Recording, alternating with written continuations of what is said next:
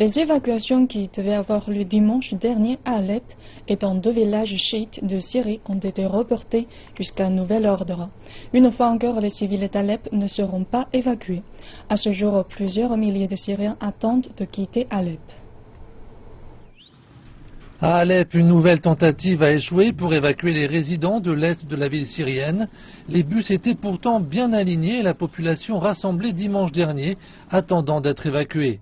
On espérait que l'accord qui s'était heurté aux difficultés pendant plusieurs jours serait conclu et mettrait fin à l'épreuve endurée par des dizaines de milliers de civils et plusieurs milliers de combattants rebelles.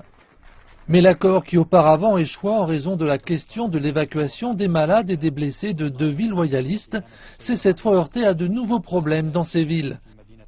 Les civils de Foa et de Kefria devaient partir simultanément dimanche dernier, mais alors que les autobus étaient en route, les véhicules ont été attaqués puis incendiés. Des sources rebelles ont indiqué à CCTV que des combattants du groupe radical, le Front Fatah al-Sham, anciennement Front al-Nosra, affilié à Al-Qaïda, ont mené l'attaque. L'attaque met le sort de milliers de combattants et de civils à Alep, Kefria et Foa en danger continu, alors que les approvisionnements viennent à manquer. Selon une source de la salle des opérations des alliés de l'armée syrienne, un titre généralement utilisé pour désigner les combattants iraniens et ceux du Hezbollah qui combattent aux côtés de forces gouvernementales, a déclaré aux journalistes que les militants de l'est d'Alep devront maintenant attendre que les civils soient autorisés à quitter les villes de Kefria et de Foa, accusant les rebelles de tout retard pris dans les 2 évacuations.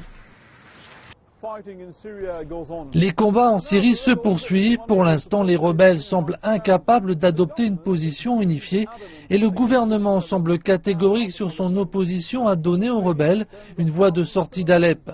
Par conséquent, le sort de dizaines de milliers de civils demeure incertain.